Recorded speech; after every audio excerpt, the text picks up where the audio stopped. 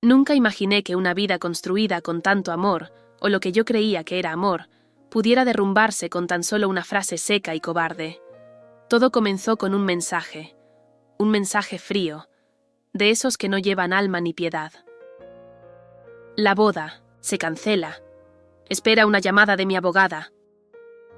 Eso fue todo lo que Lorenzo tuvo el valor de decirme, después de 3 años de relación, una vida compartida y miles de promesas que ahora me doy cuenta, jamás tuvieron peso para él. Estábamos a solo 12 días del gran día. Ya habíamos confirmado el catering, el salón, los músicos, el fotógrafo. Hasta la coreografía del primer baile estaba ensayada. Mis padres habían invertido lo que no tenían para ayudarme con la boda de mis sueños. Y yo había apostado todo mi corazón por un hombre que en realidad no era más que un maestro de la manipulación. Recuerdo que cuando leí el mensaje por primera vez, mi cuerpo se paralizó. Sentí como si el suelo se abriera bajo mis pies, pero no lloré. No en ese momento. Solo me quedé sentada en el sofá, mirando la pantalla de mi celular, como si esa frase fuera parte de una broma cruel que pronto tendría una explicación lógica. Pero la llamada nunca llegó. No por parte de Lorenzo, al menos. Lo siguiente que supe fue que, efectivamente, la llamada vino, pero fue de alguien más. Una tal Leandra, su abogada. Una mujer con voz firme y tono hostil que no tardó en lanzarme acusaciones que me parecieron tan absurdas como ofensivas. Dijo que Lorenzo se encontraba en un estado de salud delicado, sin empleo, y que yo lo había dejado desamparado en el peor momento de su vida. Alegó abandono emocional, negligencia, y pidió que se hiciera efectiva la división de bienes, incluyendo el apartamento que habíamos comprado juntos meses atrás, aún en proceso de financiamiento. Estaba tan atónita que ni siquiera supe qué responder. ¿Cómo podía estar ocurriendo esto? ¿Cómo podía decir que lo abandoné si fue él quien desapareció con un mensaje de texto? ¿Cómo se atrevía a reclamar derechos sobre un hogar que solo yo había financiado desde el primer pago? Fue entonces cuando empecé a mirar hacia atrás, a revisar mentalmente cada momento, cada conversación, cada gesto suyo que, en su momento, pasé por alto. Y poco a poco, como piezas de un rompecabezas macabro, todo comenzó a encajar. Las pequeñas mentiras, las ausencias disfrazadas de trabajo, los cambios de humor cuando hablábamos de firmar capitulaciones matrimoniales, las evasivas al hablar de finanzas. La verdad se empezó a revelar ante mis ojos como una película de terror. Lorenzo nunca fue el hombre que me enamoró. Fue una fachada cuidadosamente construida, un personaje amable, seductor y empático, diseñado para ganarse mi confianza y abrirse camino a mis recursos, mi estabilidad, mi vida. Decidí contratar a una abogada de confianza, porque estaba claro que aquello no era un simple malentendido. Era una estrategia legal bien pensada, un ataque dirigido con el único objetivo de aprovecharse de mí legal y emocionalmente. Mi abogada, Camila, fue la primera en advertirme. Esto no es solo una ruptura. Esto es una estafa emocional con implicaciones legales, y no estás sola. Fue entonces cuando empecé a recopilar pruebas. Conversaciones, correos, recibos, transferencias bancarias, imágenes, grabaciones, todo lo que pudiera demostrar que Lorenzo jamás dependió económicamente de mí y que, al contrario, siempre fue él quien se benefició de mi apoyo, incluso cuando fingía estar buscando trabajo o lidiando con supuestos problemas de salud. Pero el golpe más bajo llegó una semana después, cuando alguien me envió un enlace a un video que circulaba por redes sociales. Allí estaba él, Lorenzo, sentado en una silla de ruedas, con la mirada perdida y voz temblorosa, llorando ante la cámara y diciendo: «Aurora me dejó cuando más la necesitaba. Estoy enfermo, sin hogar, sin trabajo. Solo quería formar una familia, pero ella me abandonó». Ese video se hizo viral en cuestión de horas. Los mensajes comenzaron a inundar mis redes. Me llamaban despiadada, me insultaban, me deseaban lo peor. Algunos incluso comenzaron a amenazarme. Fue el momento más oscuro de mi vida. No solo había perdido al hombre que amaba, sino que ahora me convertía, ante los ojos del mundo, en una villana sin corazón. Pero algo dentro de mí despertó. Una voz que hasta entonces había estado dormida. No podía dejar que esta mentira creciera. No podía permitir que la historia fuera contada solo desde su perspectiva manipuladora. No podía ser otra mujer más destruida por un hombre que usa el victimismo como escudo para ocultar su verdadera crueldad. Así que respiré hondo, levanté la cabeza y juré que no me iban a derribar. Porque aunque me hubieran quitado la boda, el vestido, las ilusiones y hasta la dignidad pública, no me quitarían la verdad. Y con eso en mi corazón, comencé a prepararme para la batalla más difícil de mi vida. Jamás imaginé que el amor pudiera convertirse en un campo de batalla legal, donde cada caricia pasada fuera usada como prueba y cada promesa como una trampa. Aquella mañana, después de recibir el mensaje frío de Lorenzo y la notificación judicial enviada por su abogada, Leandra, sentí que mi mundo colapsaba. Pero lo que no sabían era que, detrás de mi silencio, comenzaba a despertar una mujer dispuesta a defender lo que tanto le costó construir. Todo empezó con una visita al banco. Había un detalle que no me dejaba dormir: el préstamo hipotecario del apartamento que habíamos solicitado juntos. Aunque yo había pagado todas las cuotas, me preocupaba que él pudiera hacer algún movimiento para quedarse con la propiedad. Y mis sospechas no tardaron en confirmarse. Al llegar al banco, el asesor me recibió con expresión tensa. Me pidió que lo acompañara a una sala privada. Allí, con documentos en mano, me mostró algo que me dejó sin aliento. Lorenzo había intentado cambiar los datos de contacto, argumentando que yo estaba en el extranjero y que él necesitaba asumir la gestión del préstamo. Mostré mi identificación, mis comprobantes de pago, y solicité formalmente que mi nombre fuera retirado de cualquier movimiento que él intentara sin mi consentimiento. Esa fue la primera vez que pronuncié esas palabras. Él ya no tiene ningún poder sobre mí, pero esto era solo el inicio. Apenas salí del banco, mi celular comenzó a sonar con insistencia. Era mi mejor amiga, Clara. Me pidió que me conectara de inmediato a las redes sociales.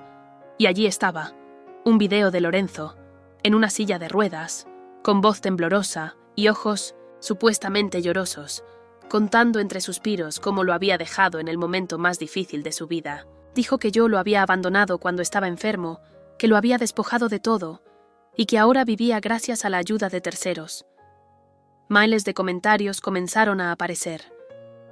Algunos me atacaban sin piedad, otros se mostraban escépticos, pero lo más alarmante fue ver cómo algunos medios pequeños comenzaron a compartir el video, como si se tratara de una historia conmovedora de traición. Sentí que el suelo se abría bajo mis pies, pero no iba a dejar que esa versión se convirtiera en la verdad. Decidí contactar a una abogada, pero no cualquier abogada. Me recomendaron a Alma Rivas, una mujer reconocida por defender casos de mujeres víctimas de manipulación emocional y violencia silenciosa. Al contarle mi historia, sus ojos se encendieron. «Esto no es solo un caso legal, Aurora. Esto es una batalla por tu dignidad». Juntas empezamos a recolectar pruebas. Revisamos correos, mensajes, transferencias. Encontramos que Lorenzo había falsificado una autorización con mi firma para presentar documentos en el banco. También descubrimos que tenía un historial de demandas anteriores, todas cerradas con acuerdos extrajudiciales donde siempre salía beneficiado económicamente. Era su modus operandi: conquistar, victimizarse, manipular, ganar. Pero hubo un hallazgo que me partió el alma en 1000 pedazos. Alma accedió a un archivo que mostraba una serie de correos entre Lorenzo y Leandra, su supuesta abogada. No solo se referían a mí con desprecio, sino que hablaban abiertamente de la fase 2 del plan. En uno de los mensajes, él escribía: «Una vez que se rompa emocionalmente, el resto será fácil. Ella pagará por amor y por culpa». Tuve que detenerme, respirar, llorar, gritar. Porque ahí entendí que nunca me amó, que cada beso, cada abrazo, cada palabra que me susurró al oído fue un cálculo frío, un paso más en un tablero donde yo era la presa y él el cazador. No obstante, el dolor comenzó a transformarse.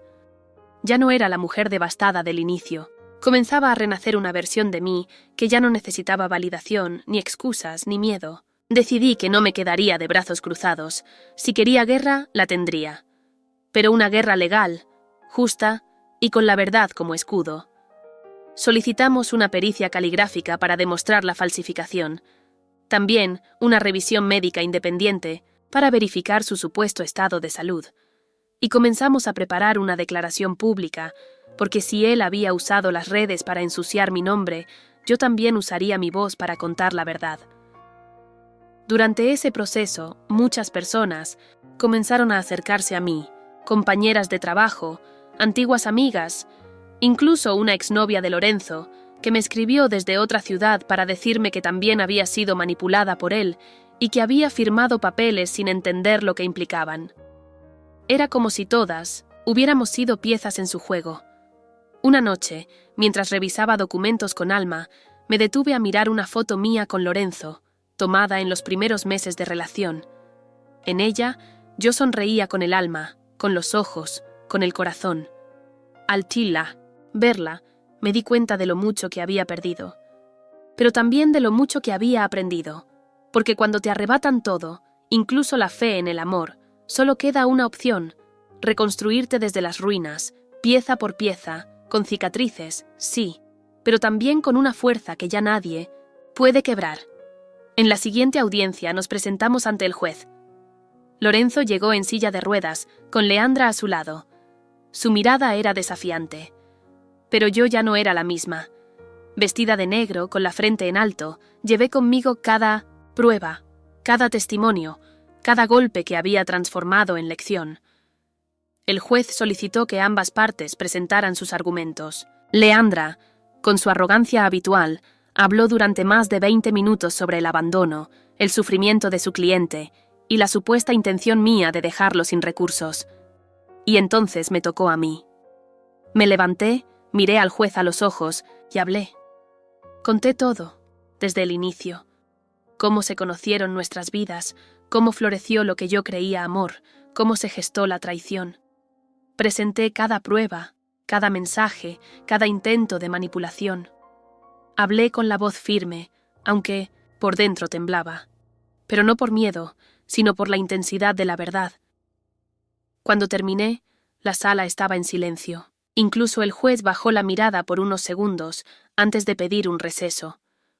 Salí de allí sabiendo que la batalla no había terminado, pero también sabiendo que la semilla de la verdad ya había sido plantada.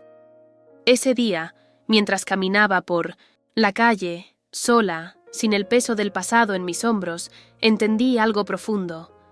Nunca más permitiría que alguien definiera mi historia. Porque esa, a partir de ahora, solo la escribo yo. Después de aquella audiencia, muchas cosas comenzaron a cambiar, tanto fuera como dentro de mí. Aunque el juicio todavía no había concluido, yo sentía que algo en mi interior se había roto. O más bien, algo viejo había caído para dar paso a lo nuevo. Ya no era la mujer ingenua que creía en las palabras dulces sin cuestionar las intenciones. Había despertado, y una vez que abres los ojos, no hay forma de volver a cerrarlos. Al día siguiente, los medios que antes compartían la versión manipulada de Lorenzo empezaron a recibir documentos filtrados, pruebas contundentes, incluso declaraciones de personas que lo conocían bien. No fui yo quien las filtró. Fue una periodista que, con ética y valentía, decidió investigar por su cuenta, al ver que algo no encajaba. Su reportaje fue un terremoto. Lo tituló La otra cara del llanto, víctima o manipulador. A partir de ahí, el castillo de mentiras de Lorenzo empezó a tambalear. Leandra, su abogada, fue cuestionada en el colegio de abogados por posibles faltas éticas, y algunos de sus antiguos clientes comenzaron a contar sus malas experiencias con ella. Era como si las piezas de dominó, una tras otra, cayeran solas. Pero no todo era fácil. A medida que la verdad salía a la luz, también aumentaba el nivel de hostigamiento. Recibí amenazas anónimas, mensajes que intentaban hacerme retroceder, que me llamaban desalmada, oportunista, mujer fría. Me dolía, claro, pero ya no me detenía. Cada mensaje, cada intento de intimidación era combustible para seguir. Una tarde, Alma me acompañó a revisar unos archivos notariales. Fue entonces cuando encontramos algo que congeló mi sangre. Lorenzo había intentado transferir a su nombre el apartamento con una firma falsificada y una supuesta autorización mía. firmada meses antes de que siquiera iniciáramos el trámite. Bancario. Era una prueba contundente de falsedad ideológica. Era el arma definitiva. Alma, con su temple firme y sabiduría legal, presentó de inmediato la denuncia penal. Ya no era solo un juicio por bienes. Ahora Lorenzo enfrentaba cargos criminales. Y aunque intentó moverse rápido para victimizarse aún más, su discurso comenzó a desgastarse. Las contradicciones en su historia eran tantas que ni él mismo podía sostenerlas. Sin embargo, lo que más me marcó fue un encuentro inesperado. Un día, caminando hacia el juzgado, una mujer me detuvo. Era mayor, de rostro triste, pero con una mirada cargada de verdad. Me dijo que era la tía de Lorenzo, que había visto mi historia en la televisión y que necesitaba hablar conmigo. Dudé. Estaba cansada de versiones, de traiciones, de medias, verdades. Pero algo en su tono me convenció. Nos sentamos en una cafetería, y ahí, entre lágrimas contenidas, me confesó que Lorenzo había sido criado en medio de mentiras, viendo a su madre manipular situaciones para obtener beneficios, que desde pequeño aprendió a fingir dolor para lograr lo que quería, que cada vez que se sentía descubierto, usaba el recurso de la enfermedad o el abandono, que su vida entera era una obra de teatro donde él era siempre la víctima principal. Me costó escucharlo. Parte de mí quería seguir odiándolo, verlo solo como un monstruo, pero entender su historia no justificaba lo que me había hecho. Sí, podía compadecerme de su pasado, pero jamás perdonaría su decisión consciente de destruirme para su beneficio. Con esa claridad, me presenté en la siguiente audiencia. Esta vez no como alguien que buscaba defenderse, sino como alguien que iba a exigir justicia. La sala estaba más llena que nunca. Los medios ya no estaban de su lado. Algunos familiares de Lorenzo ni siquiera se presentaron.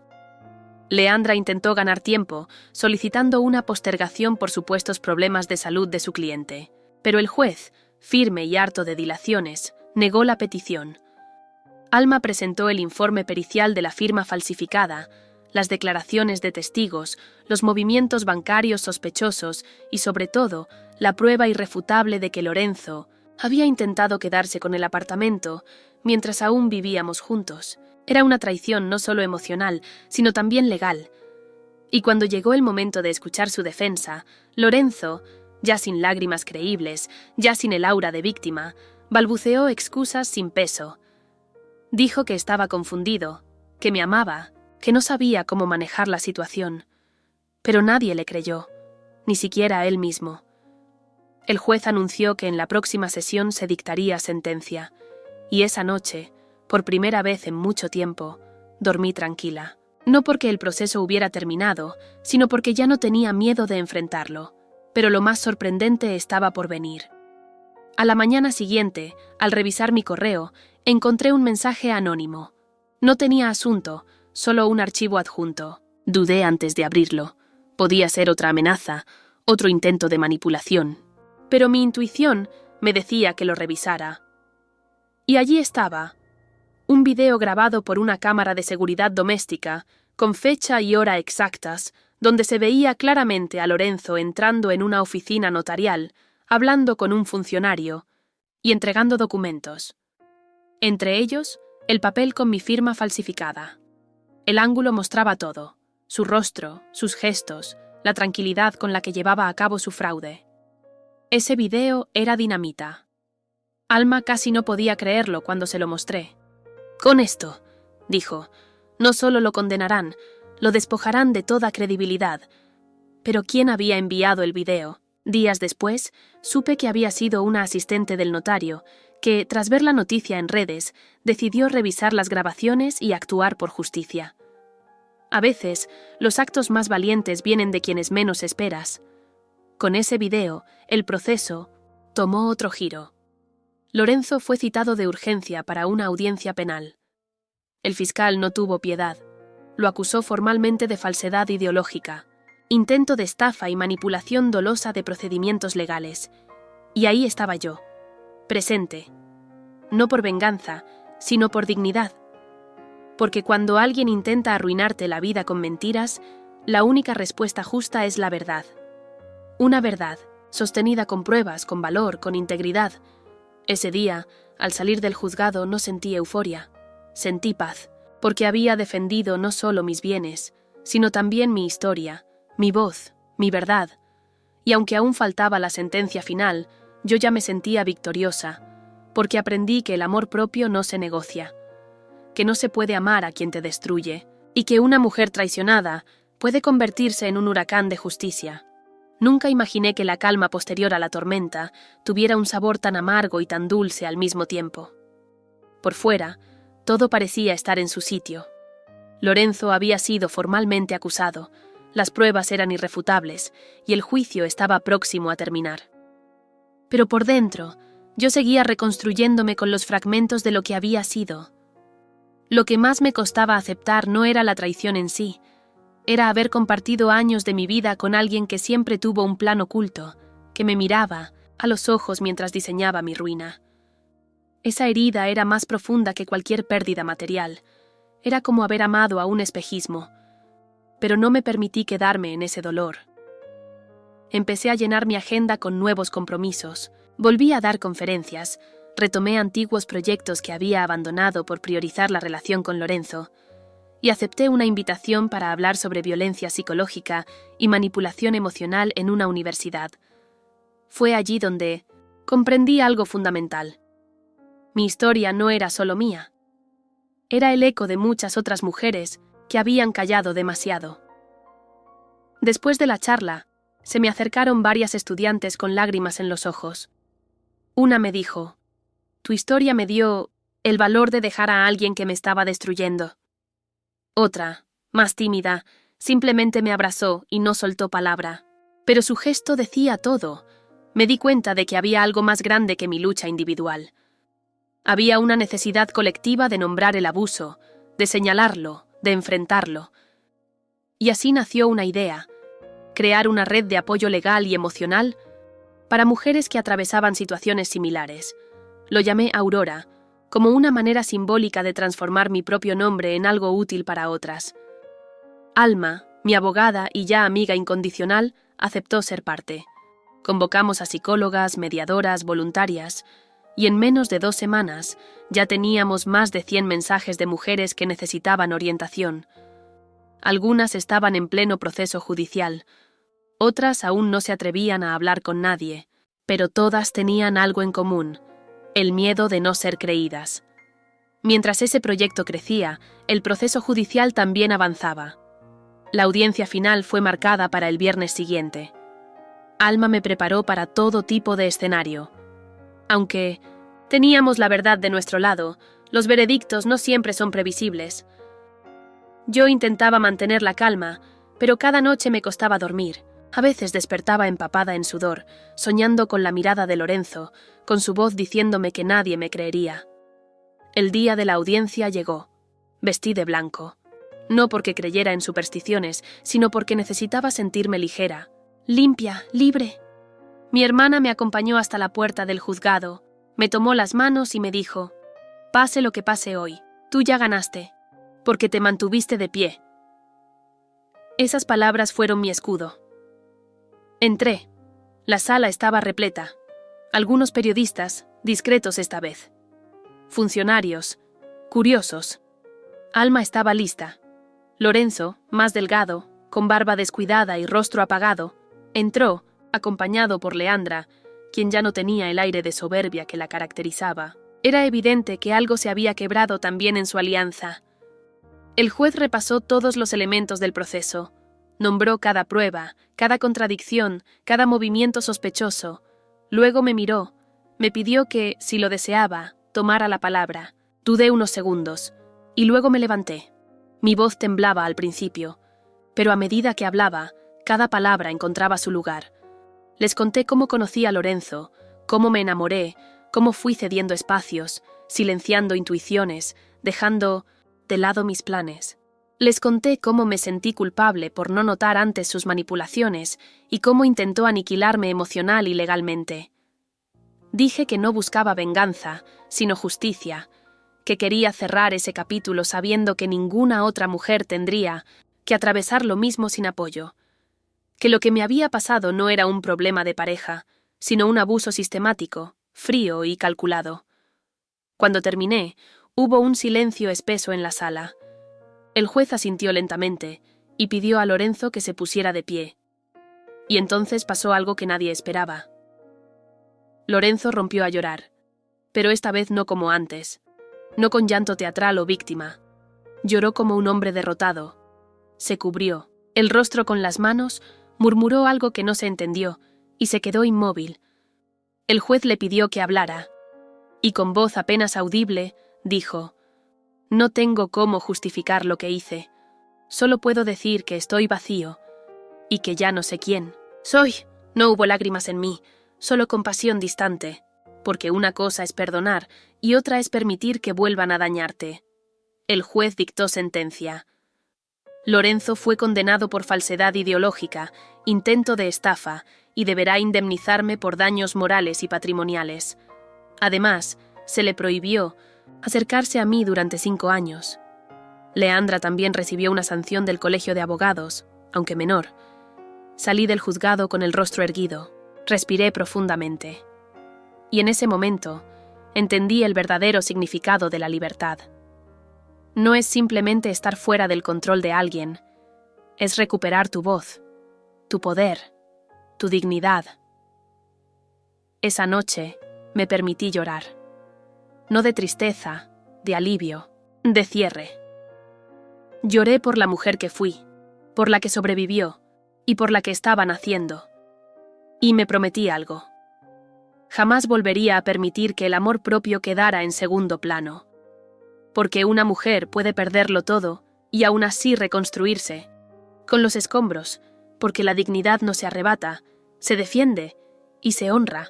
Después de la sentencia, mucha gente creyó que todo había terminado, que yo volvería a mi vida como si nada, que ahora, con justicia en mano, con el nombre limpio y la frente en alto, solo quedaba seguir adelante.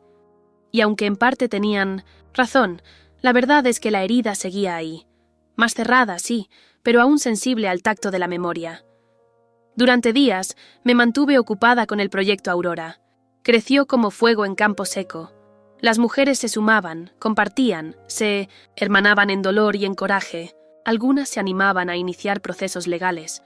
Otras simplemente necesitaban ser escuchadas sin juicio ni prisa.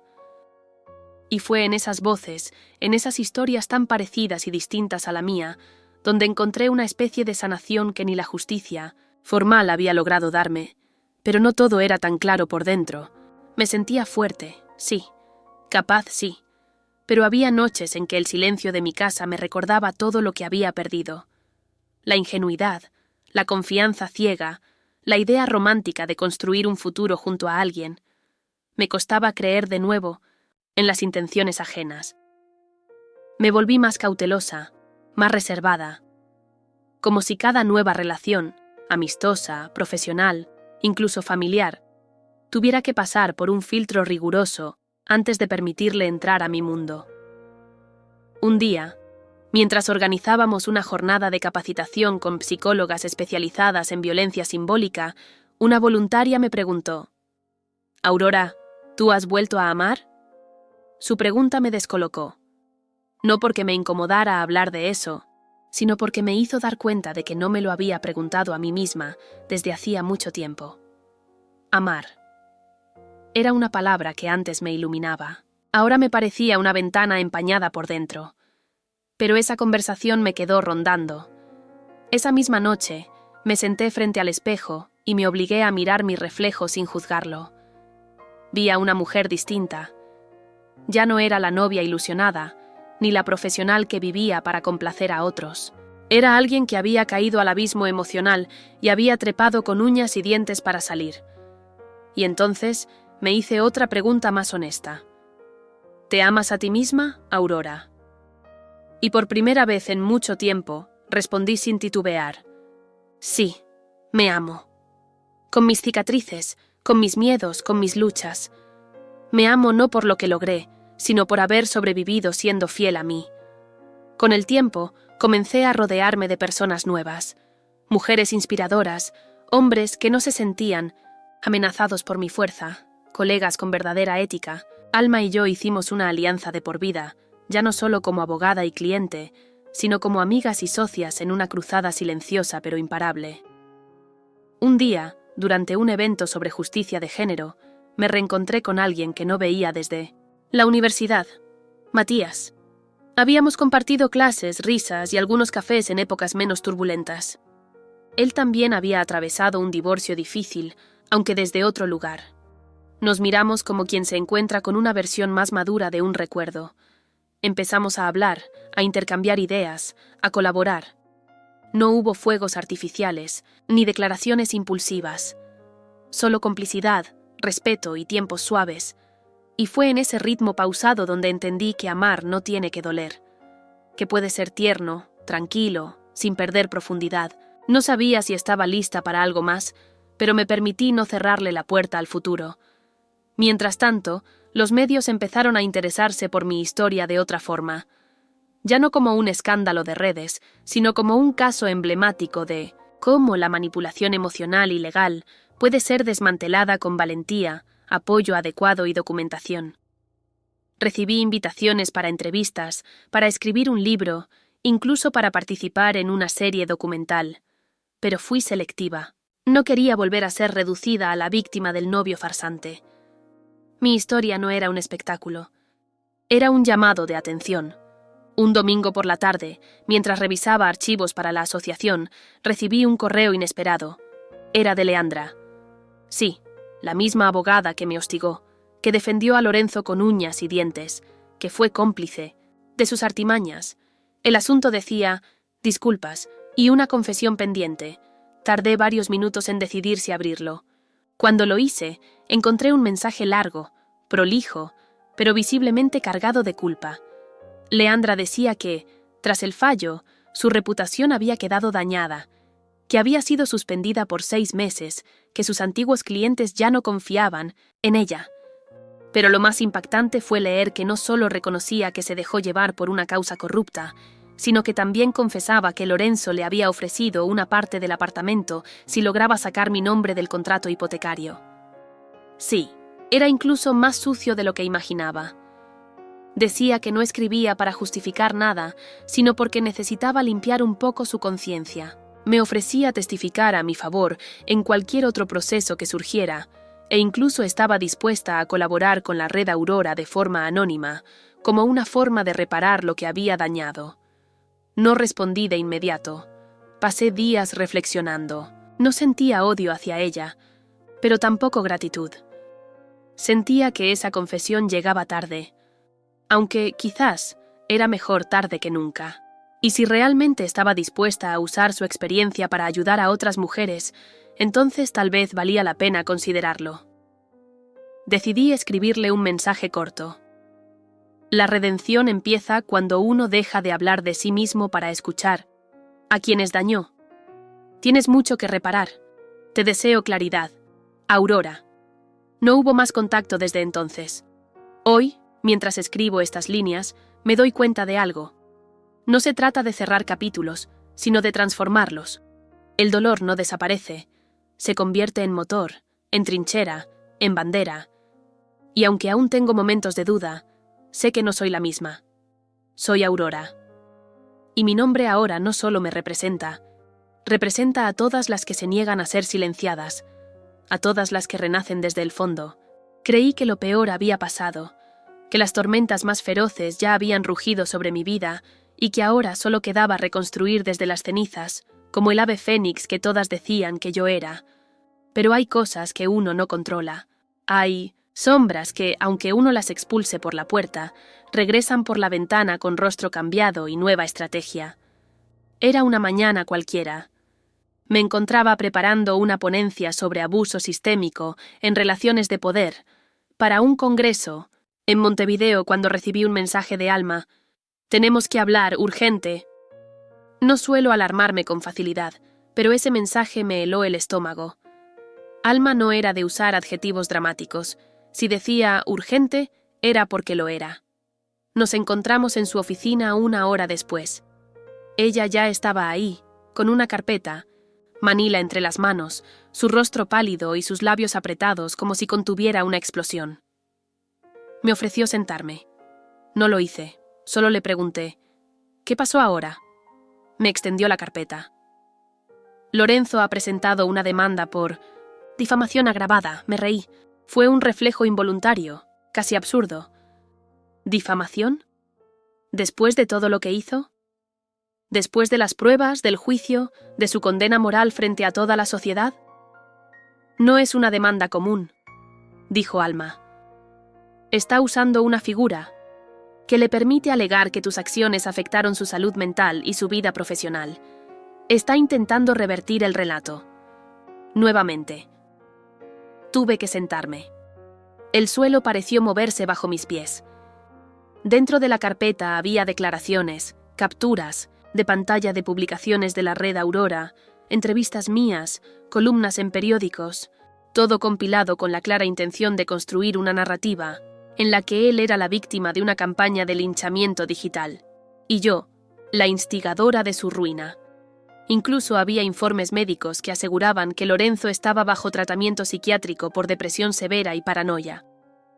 Y para colmo, adjuntaban un vídeo reciente en el que él aparecía hablando con voz frágil, sentado en un sillón blanco, rodeado de libros, con el cabello despeinado y el rostro demacrado. En el video decía: «He perdido todo, mi dignidad, mi salud, mis oportunidades, solo por amar a la persona equivocada, y contar mi verdad fue mi único error». Me hervía la sangre. Alma cerró la carpeta y me miró fijamente. Este hombre no se va a detener, no porque crea en su causa, sino porque no tolera que hayas ganado, no soporta que te hayas levantado, no puede vivir con el hecho de que una mujer le haya quitado el control, no busca justicia, busca quebrarte.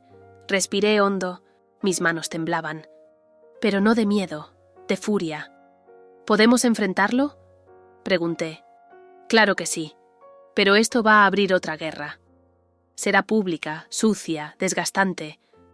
La miré con una certeza que no tenía en meses anteriores. No me importa. Si quiere guerra, tendrá dignidad como escudo. Y así comenzó otra batalla. Esta vez, más emocional que jurídica. No se trataba solo de demostrar que no lo difamé, sino de sostener la imagen pública de lo que realmente pasó, de no permitir que él reescribiera la historia con tinta de víctima cuando había sido verdugo. Los medios, una vez más, comenzaron a agitarse. Algunos lo defendían, diciendo que merecía una segunda oportunidad, que la justicia social lo había condenado más allá de lo razonable. Otros me apoyaban, repitiendo fragmentos de entrevistas pasadas, mostrando documentos y recordando que había una investigación penal previa. Pero el mundo es voluble. La compasión mal dirigida es peligrosa. Y más de una vez vi titulares que me dolieron. ¿Aurora fue demasiado lejos? ¿Lorenzo, el hombre detrás del monstruo mediático? ¿Hasta qué punto una mujer empoderada puede destruir una vida? Era como vivir una segunda pesadilla, solo que esta vez estaba despierta, preparada y acompañada. La red Aurora se movilizó. Mujeres que nunca había conocido comenzaron a enviarme mensajes de apoyo, campañas en redes sociales, videos relatando sus propias historias, usando mi caso como estandarte. Era abrumador, conmovedor, poderoso. Y en medio de ese caos, recibí un mensaje inesperado. Matías. Sé que no es el mejor momento, pero estoy aquí.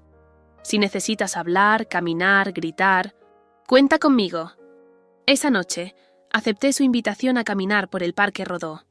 No hablamos de Lorenzo, hablamos de música, de libros, del miedo a las segundas oportunidades. Matías me miró y dijo: «Sabes, el mundo te ha visto fuerte, yo también, pero hoy no quiero admirarte. Quiero abrazarte sin que sientas que tienes que demostrar nada». Ahí lloré, como no lloraba desde hacía meses, porque sí, ser fuerte cansa, ser símbolo cansa.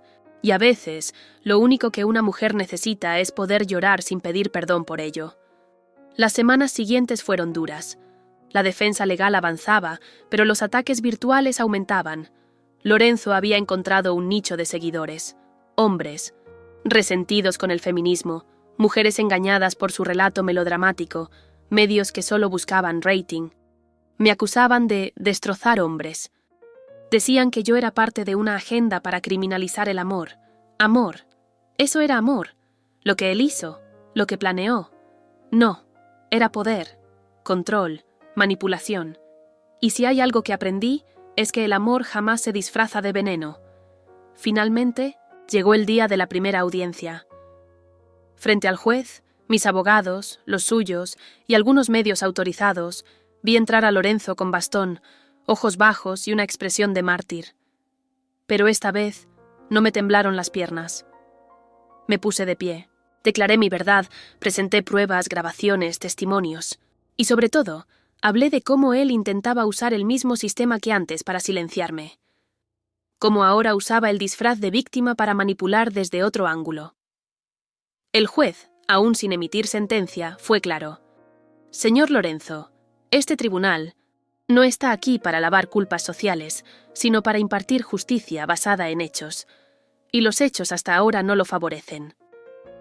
Salí del juzgado en medio de aplausos, no de una multitud, sino de las mujeres que estaban allí conmigo, de Alma, de Matías. Y por primera vez entendí que no necesitaba vencer para sanar. Solo necesitaba no rendirme. Nunca imaginé que un día como ese llegaría.